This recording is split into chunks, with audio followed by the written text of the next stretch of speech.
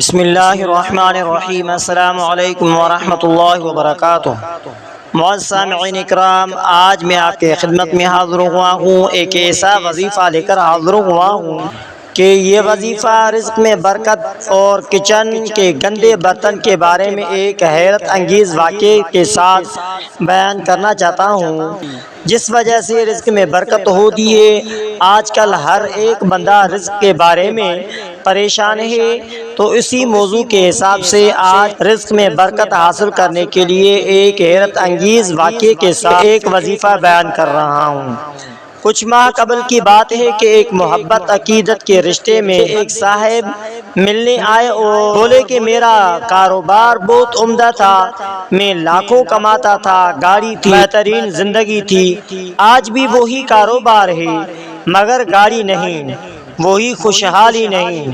دن بدن قرض کے بوجھ تلے دب گیا، چونکہ رزق کی فراوانی تھی اور اب مشکل سے گزارا ہوتا ہے۔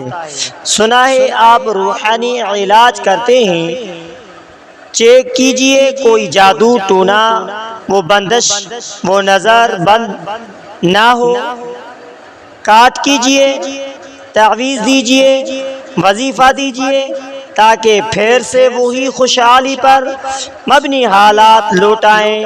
تو معزز سامعین اکرام، میں بہت پریشان ہوں، یہ کہتے ہوئے صاحب رو پڑے۔ میں نے ان سے کہا پریشان نہ ہو، میں آپ کے گھر کے برتنوں پر دم کروں گا، خوشحالی لوٹ آئے گی۔ انہوں نے کہا کیا مجھے گھر کے برتن لانے پڑیں گے یا آپ گھر آئیں گے؟ میں نے کہا نہ میں گھر آؤں گا نہ آپ کو برتن میرے پاس لانے پڑیں گے، بس کرنا یہ ہے کہ دھونے والے برتن جب کچن میں جمع کیے ہوں تو آپ ان آلودہ برتنوں کی تصاویر 3 دن تک روز لیں اور چوتھے روز وہ تصاویر موبائل میں لے آئیں۔ میں ان پر دم کروں گا، سب ٹھیک ہو جائے گا۔ برتن دیکھے تو کیسے؟ برتن میں جو کچھ سالن تھا، کسی میں کچھ، یعنی رزق کھانا ضائع ہو رہا تھا اور دھل کر گندے نالے میں جا رہا تھا۔ میں نے پوچھا یہ برتن ہے، ان میں کھانا ہے جیسے سالن وغیرہ، اس کا کیا کرتے ہیں؟ وہ صاحب بولا ظاہر ہے کہ وہ دھل کر یہ سب نالی میں جائے گا۔ میں نے ان سے کہا کہ میں دم نہیں کروں گا۔ انہوں نے وجہ پوچھی تو میں نے یوں فرمایا۔ تو معزز سامعین اکرام، میں نے کہا آج کے بعد بچا ہوا کھانا اس طرح برتن دھل کر گندے نالے یا کوڑے میں نہیں پھینکنا، بلکہ برتن اچھی طرح کھانا کھاتے ہوئے صاف کرنے ہیں۔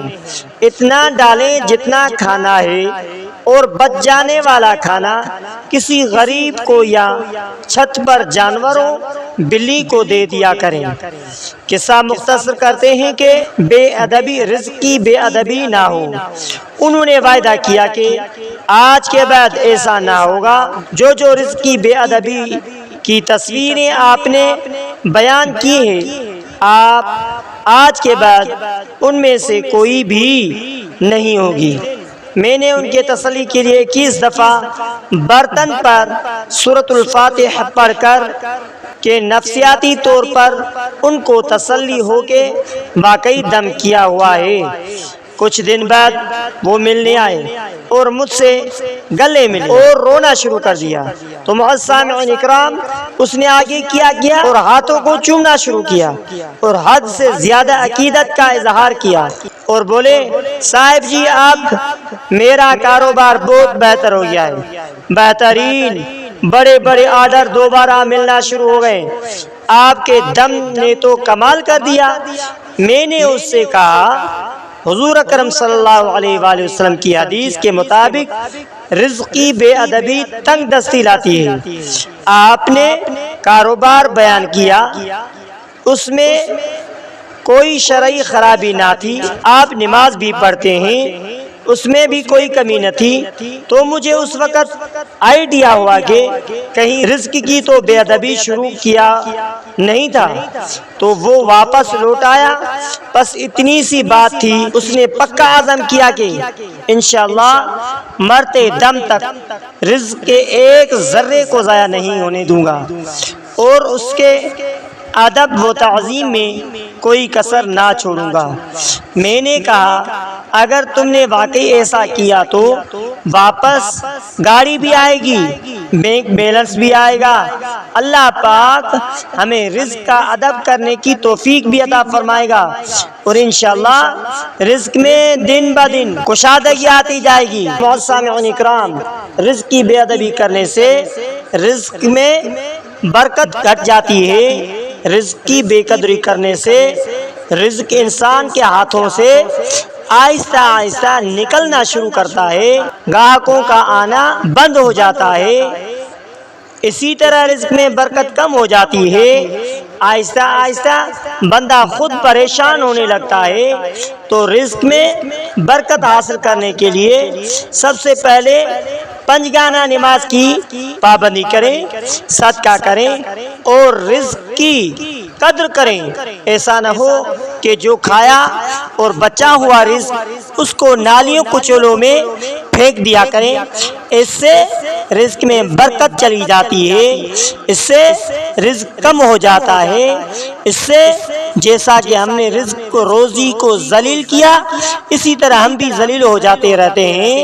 اسی طرح رزق کی قدر کریں، اگر ہم رزق کی قدر کریں گے تو انشاءاللہ ایک دن آئے گا، وہ دن دور نہیں ہوگا جو ہمارے لیے ہمارا رزق اتنا وسیع ہو جائے گا جو ہم خود یہ سوچیں گے تو اللہ تبارک و تعالیٰ کی کتنی بڑی مہربان رحمت ہے ہمارے اوپر، جس نے ہمیں اتنا رزق دیا جو آج مجھے معلوم بھی نہیں۔ رزق حلال کا ہو انشاءاللہ برکت ضرور ہوگی، کمائی کاروبار حلال کا ہو انشاءاللہ برکت ضرور ہوگی۔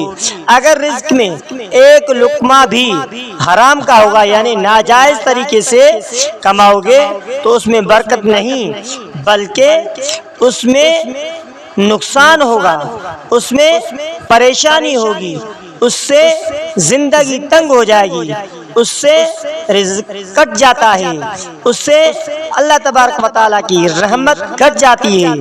اس رزق کے آنے سے حلال رزق بھی بے برکت بن جاتا ہے۔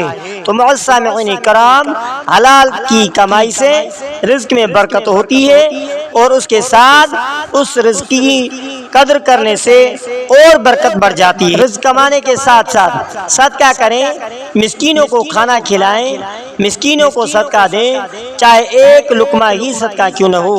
تو معزز سامعین اکرام، رزق کے برکت کے لیے سورہ فاتحہ کا پڑھنا بھی بہترین عمل ہے۔ 21 مرتبہ روزانہ سورہ فاتحہ پڑھ کر اللہ تبارک و تعالیٰ سے دعا کریں۔ آپ بھی ہمارے ساتھ سورہ فاتحہ پڑھیں۔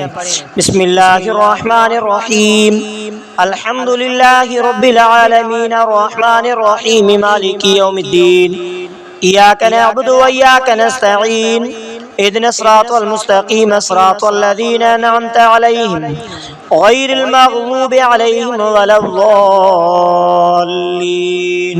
بسم اللہ الرحمن الرحیم، الحمد للہ رب العالمین الرحمن الرحیم مالک یوم الدین، ایاک نعبد و ایاک نستعین، اهدنا الصراط المستقیم صراط الذین انعمت علیہم غیر المغضوب علیہم ولا الضالین۔ تو معزز سامعین اکرام، سورہ فاتحہ پڑھنے کے ساتھ اگر یہ بھی عمل کریں، یا رزاق یا رزاق یا رزاق، یہ بھی عمل کرتے رہیں، اس اسم اعظم کا بھی ورد کریں، ایک تسبیح صبح اور ایک تسبیح شام پڑھیں، اور اس کے ساتھ کثرت درود پڑھیں۔ آپ بھی ہمارے ساتھ ایک مرتبہ درود شریف ضرور پڑھ لیجئے۔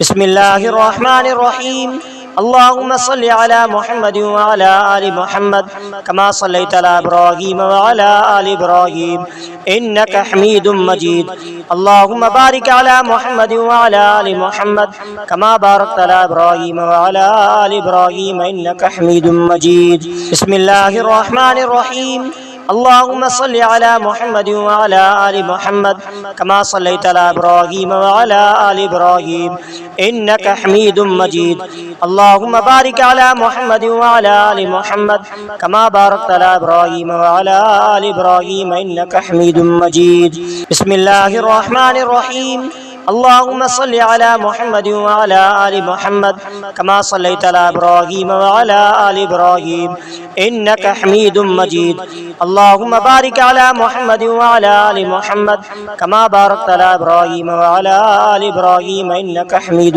مجيد تو معزز سامعین اکرام، رزق میں برکت حاصل کرنے کے لیے اگر آپ عشاء اور مغرب کے درمیان سورہ واقعہ کی تلاوت روزانہ کریں، انشاءاللہ گھر میں فقر فاقہ نہیں آئے گا، ہمیشہ برکت رہے گی۔